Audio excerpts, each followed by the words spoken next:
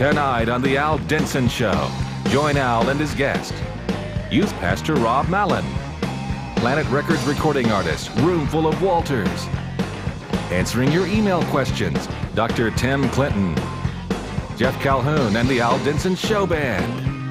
Now, here's your host, Al Denson. Hey! Hey, guys. Hey. Okay. Hey, welcome to the Al Denson Show. Man, we are so blessed you guys are watching. You know, the cool thing about it is we designed this show to be able to take parents and students and do our best to get them to see eye to eye on issues. And this is one of those topics where it's just how to make the home better, how to have a cooler home. And man, I remember growing up. Now you got to understand this. I grew up, I got two brothers. Got an older brother, younger brother. I was stuck right in the middle. And us three brothers, like most families, we didn't get along all the time. We kind of fought and stuff like that. And I shared with my little brother, so me and my little brother oftentimes would tag up on my big brother. Well, my dad said, you know, I am going to make it where we have a better home life, son. So boys, sit down and let me talk to you. So we're all three sitting on the couch. He said, from now on, if two of you guys get in a fight, I don't care where the other one is. I'm going to go find him. I'm going to bring all three of y'all in. And my dad believed in applying the Board of Education to the seat of knowledge. And he said, and I'm going to whoop you. You understand? Yes, sir. Well, me, the middle boy, I kind of spoke up. I said, Dad, I don't think that's very fair. And he said, well, we'll find out how you feel after the first time you guys fight, because I want to have a better home life. So sure enough, one day I'm in practicing the piano right after this. I'm in there practicing the piano, and I didn't like it. I wasn't doing it. And my mom would always make me go in there and practice. So I'm doing my thing. My little brother and my older brother are outside. Well, they get in an argument. My dad comes home. They're out there fighting it. So my dad calls us in. He takes them back in our room, and then he comes in and gets me off the piano and said, son, come in the room, I need to talk to you. And I was happy because I was going, cool, man, I don't have to practice. Well, I got in there, he said, you guys bend over the bed. I said, what? You know, I was, what? He said, yeah. He said, y'all are fighting? I said, man, I'm in there practicing piano. So I said, Dad, hold on one second, please. He said, okay, what? So I went and got my mom. You know, when you don't get something out of your dad, what do? You go to your mom. So I went to Mom and said, Mom, Dad's being really unfair. He's fixing to whoop me, and you know I was in there practicing. I was doing what I was supposed to do, right? Mom said, you sure were? I said, you're not going to let Dad spank me, are you? She says, well, no, I'm not. So I said, well, come on, let's go talk to him. So we go back in there. My little brother and my older brother just been over waiting on me, and there's my spot right in the middle. So I said, look at that. I said, what are you doing? She says, you're not going to spank him? He was in there doing his thing. He says, yes, I am. There's a new rule. And then they're into it. I'm going, yeah, check it out, man. You know, and I was thinking, I'm building a better home life, you know. But the truth is, you know what? Our home life really influences who we are. I mean, the atmosphere in our home, you know, the attitudes in our home, and you stop and think about it. The way we behave in our home, our relationships in our home, all those kind of things end up influencing who we are emotionally, spiritually, and physically. And the sad thing I have to say is not all homes in America are really happy. Well, Jeff and I had the chance to go to public schools all over the place and talk to high school students, talk to junior high students. And we went in and asked the students this question: what do you think it would take to make your home a better home? And here's what they had to say. Maybe my parents would loosen up sometimes. You know, sometimes I feel like my head's about to collide with the roof, so to speak, or like the rules, because, you know, being a teenager, rebelling, you know, that sort of thing. And to let the parents, like, don't just mark something out like completely, like have them talk to you about stuff. Less arguments and try to listen more. Probably if we listen to each other more. Kind of listen to everyone's side and not pick sides. You know, you're probably watching some of those kids on the screen and you're going, oh man, I wish they'd put the camera on me. Man, have I got something to say about this? Because, you know, our homes are all in disarray. I mean, we got so many different experiences that we all share. Well, look, we're going to talk about some of those. In fact, we're going to answer some of these questions, like what are some of the issues that we face in our home? And how can we get both sides, like our parents and our students, how can we get both sides to kind of come together and see eye to eye? And what can we do to rebuild the trust between parents and get parents to trust the kids a little bit more? We're going to talk about that. And see, we've written this book. It says the RX for Healthy Self-Esteem. You know what? In our heart of hearts and in our homes, you have a lot of people who have been beaten up, and we end up having poor self-esteem. We're going to talk about that and a whole lot more on how to make our home life better right here on the Al Denson Show. So don't go away. We'll go I'm that knick-knack, paddywhack, preacher man on fat tracks. Every time the devil steps to me, I feel his step back. He don't like me because I'm as real as can be. Oh yeah, kick it with If I had more understanding between my parents and me, like my dad, like he grew up in a very strict Italian home, and it's hard for me to like try to like talk to things about him, because like as soon as I say something that he doesn't agree with me. I guess if sometimes my parents would loosen up and try to see things from my point of view from time to time, that would make me happier, and that would probably make them happier too, because then I wouldn't be as mad at them. If, including myself, if my whole family would just try to listen better and try not to always state their point of view, but to just listen the whole time and know that they could be wrong sometimes.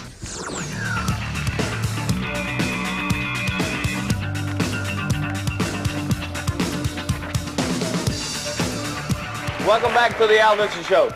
Now, this is a great part because we get to interact with you guys via mail. You know, we get mail all week long, and we get emails and all this kind of stuff. And sometimes it's real disturbing to read some of the questions that you got because we realize you're hurting.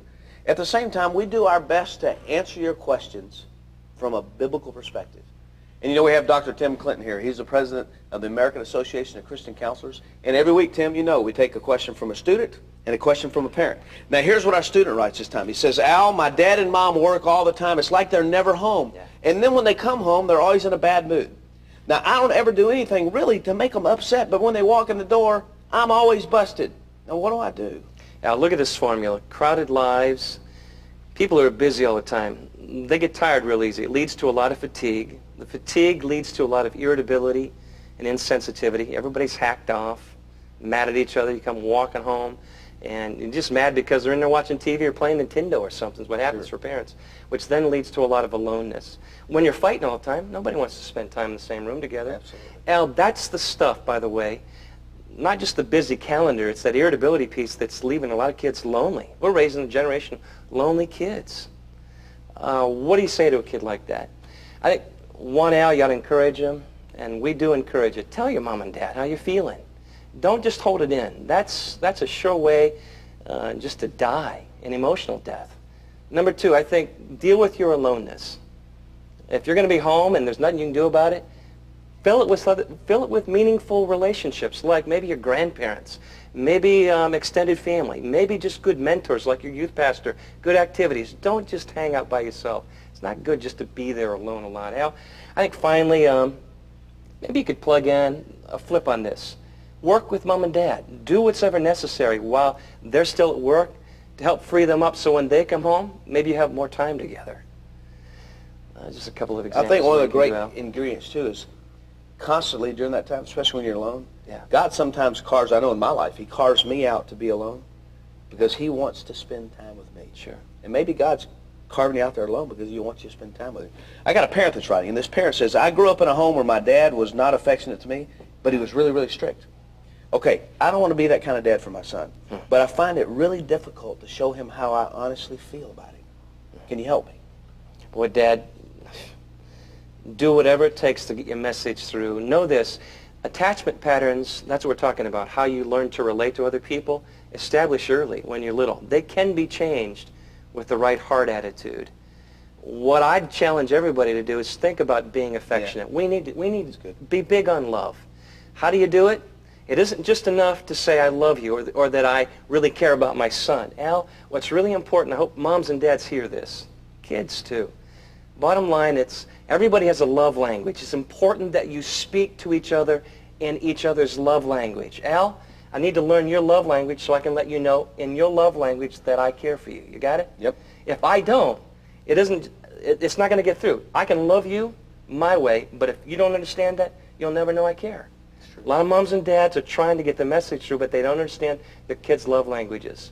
Good resources out there about learning your kid's resource. Hey, applaud a dad for loving his kid, wanting to get his message through. Yeah, I'm excited that he wants to do that. Listen, we encourage you guys. Please write us. It's aldenson@aol.com, or log on our website, www.aldenson.com, or simply write us in the mail, P.O. Box 220, Grapevine, Texas 76099. Because not only do we want to hear from you, but we do our best to answer your questions. Hey, that's why you even write these books. In fact, I want you to get your pen and paper because we're going to give this away at the end of the show, and we're giving it to you because it's our job to make sure that we make families and homes a much better place. Yeah, we're going to talk about that and a whole lot more right here on the Al Denson Show. So do not go away. You got it. Hi, I'm Mark Self, Celebration Ministries. Each week I'd like to share with you just one facet of what Celebration Ministries is doing to reach people for Christ. You know, it is so much more than just this TV show you're watching. We've traveled to hundreds of public schools throughout this year. You know, on any given day, you can hear Al's music on the radio. You can walk into Christian bookstores across the country and pick up his music on CD and the books he's authored. You can even interact with us on the internet. You know, God is doing tremendous things through Al and through Celebration Ministries. Just take a look at this one aspect. You know, I've been doing ministry a long time, and I think the thing that I've noticed the last 2 years is that people are finally saying, I need a safe place where I can talk to somebody about what's going on inside of my heart of hearts. So I want to encourage you guys, if you have a computer, log on to our website.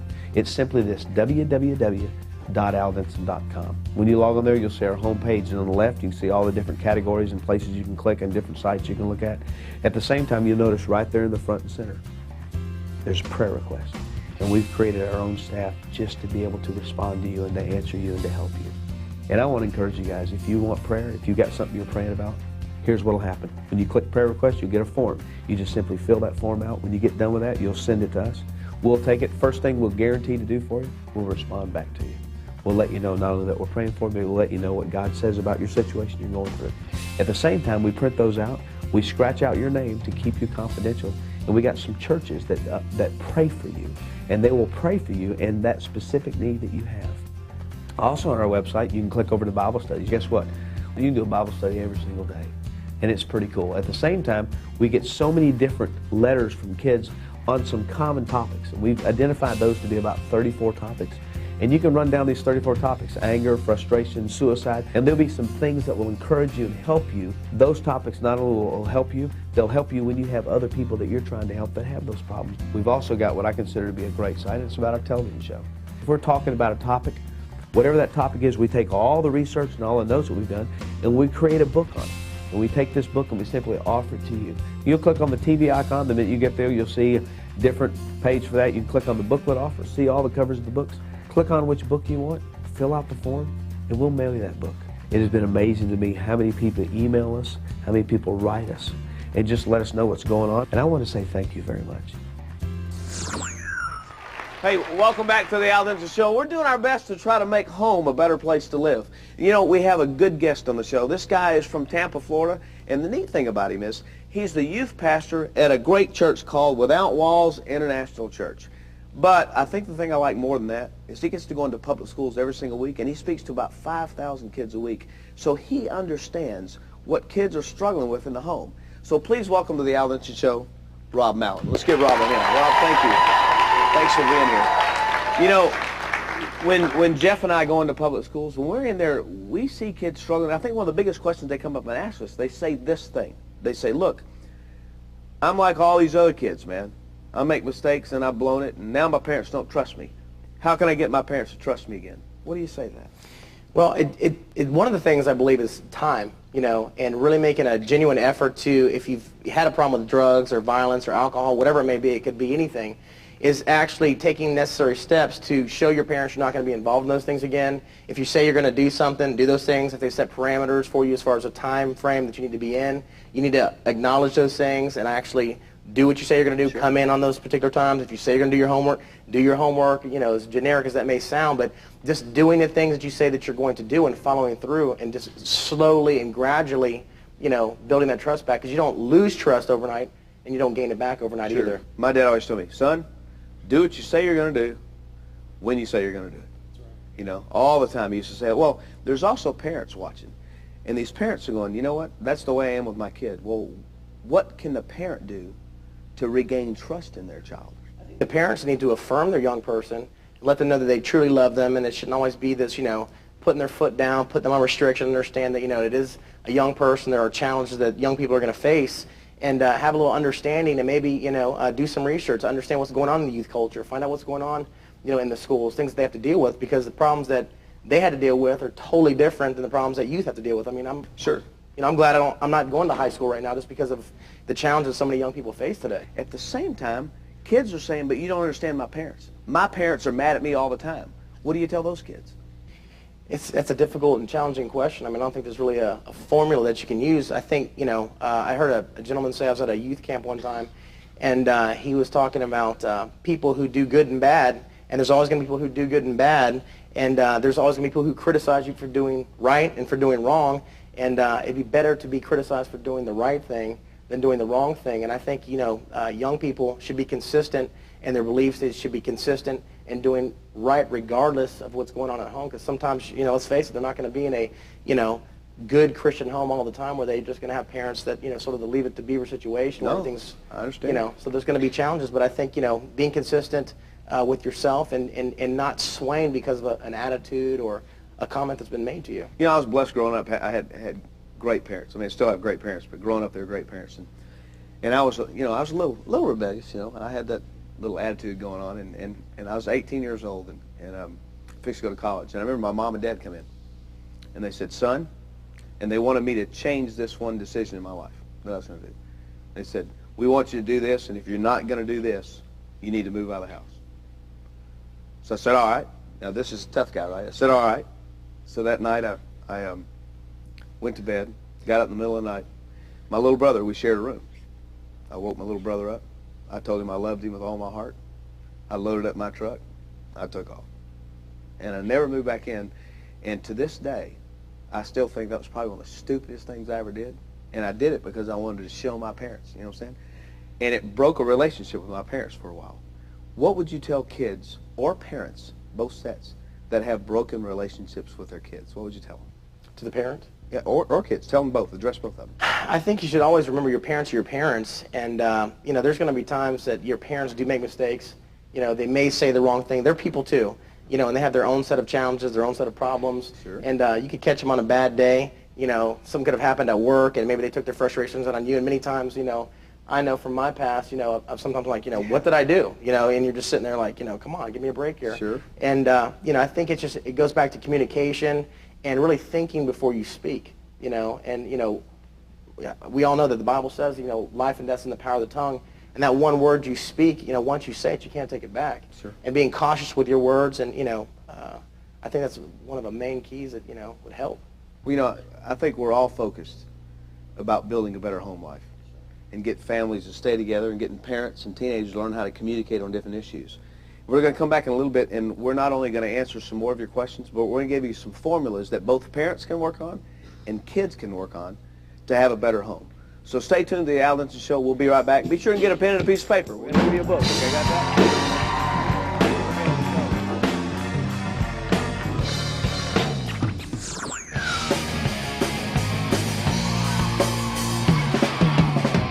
I'm cold in my euphoria, but I'm bold, I'm a snow warrior, and I got my mittens wrong.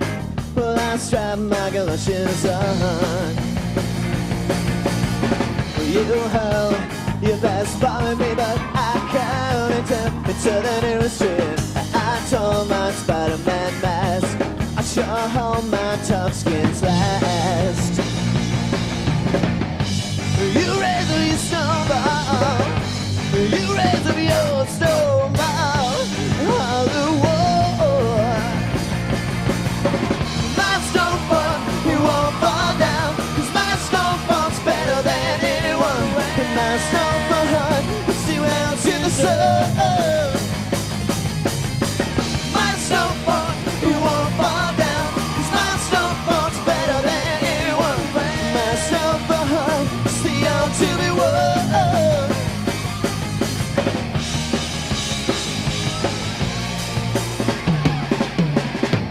I'm cold, but I refuse to lose, 'cause frost bites. Well, that's no excuse. I love my Kaufman's field, and my disc sled is my shield. I'm bold, but in victory, 'cause I hold the snow on history, and I lost my mittens, Mom, and my bread sacks won't last long.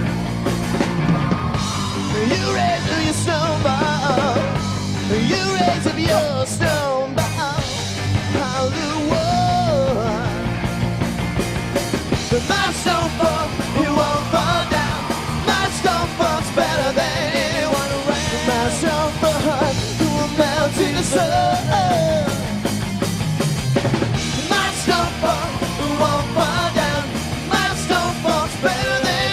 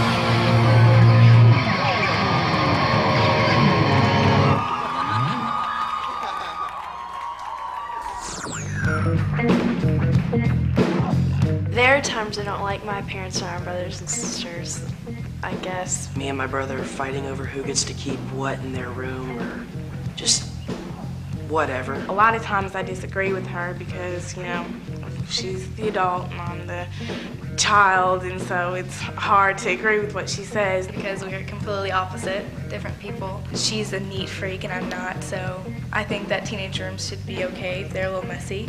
I think that's fine. You know, we've been talking about building a better home.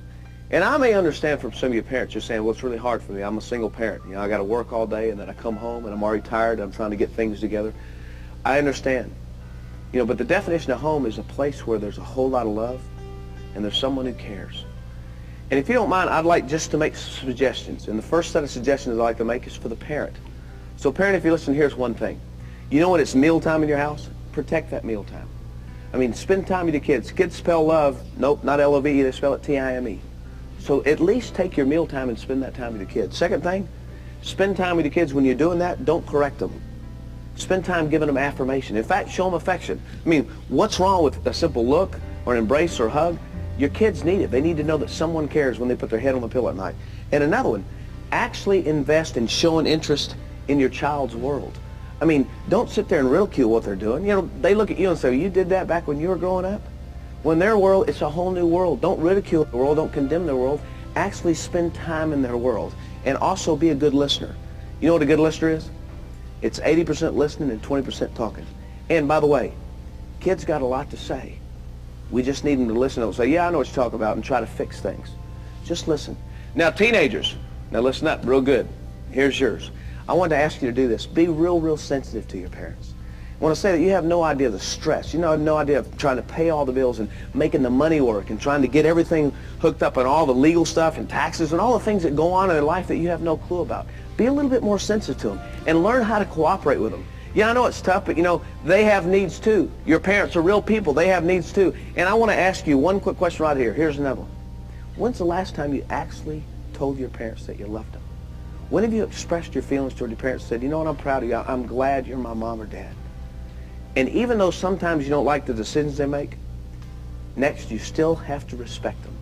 You've got to show your parents respect. And you ought to over-obey. When I say that, that's kind of like saying go the second mile. When your parents tell you to do something, try to figure out how to go the second mile. Over-obey, because that's how you win trust. And here's the greatest thing in the world. You got to be at peace with yourself. For your parents to see and for you to make a better home life, moms, dads, all your kids, you got to be at peace with God. Because, man, the true peace that comes in a home comes in a home that is grounded with the Word of God and grounded in a relationship with Christ, and as a mom or a dad that leads the kids to Christ on a daily basis. And I want to encourage you, if you're struggling and you have no clue what I'm talking about here, it's real simple. God made you in a special way, and He made you uniquely different from other people. And that's because He loved you. And to have peace with God, you simply got to stop all the stuff that's going on in your life, get on your knees, and you got to ask God to forgive you all the junk you got in your life. And then you've got to let Him know that you know that He loved you enough that He sent His own Son Jesus to a cross. You've got to ask that Christ to come in and change you. And so you'll start feeling your self-esteem change. And here's something I want to show you. I want to give you this little book, and it's the prescription for healthy self-esteem. Because if there's not a lot of peace in the home, you'll find out that our self-esteems are shot. And I want to give you this book. It's a gift from us, and it's to you. And I want to send it to you. Here's how you get it. You simply write me at Al Denson Show, Box 220, Grapevine, Texas, 76099. Or you can email us. You got a computer, you got an office, work, wherever you got it, just email us. It's aldenson@aol.com. Or if you want to go to the web, you'll see this cover on the web, and I'll tell you how to do it. You type in www.aldenson.com. Click on the TV icon, and you'll end up seeing this book. Click on the book, fill out the form, and we'll send it to you. But most importantly, get on your knees, right where you're at, and ask yourself if you're at peace with God. And if you're not, ask that Jesus to come into your life and change you from the inside. You want to have a better home? Start every morning, close every night with God. That'll give you a great home. Hey, thanks for watching the Al Denson Show. We'll be back next week, so keep us tuned in. God bless you guys.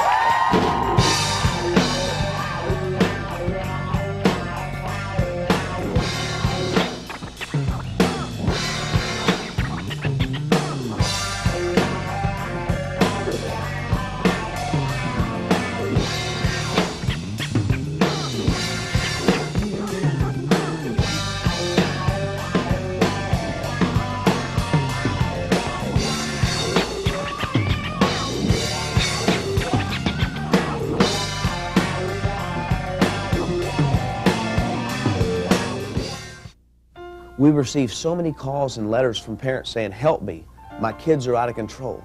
They have no respect for authority, they're hooked on drugs or on alcohol, they don't come home at night. What do we do? Well, I want to tell you about a safe place. This place is called Heartland. And Heartland is about restoring your child through a relationship with Jesus Christ. But they're uniquely different in the fact that they offer work programs to also instill discipline in your child and get a pride of respect for work in there. They have a dairy, they got a farm the kids work on, there's a Christian school the kids attend so they continue to get their education, there's recovery centers that the guys stay in, there's girls' homes that the ladies stay in. They hang out with other kids just like them. They're in Bible studies, they're focused programs, and it's all a part of restoring your teenager through a relationship with Jesus Christ. It's a safe place where you can send your child. If you need help, please email us. We'll send you all kind of information on Heartland. Hey, listen, our kids are worth saving. We've got to act now.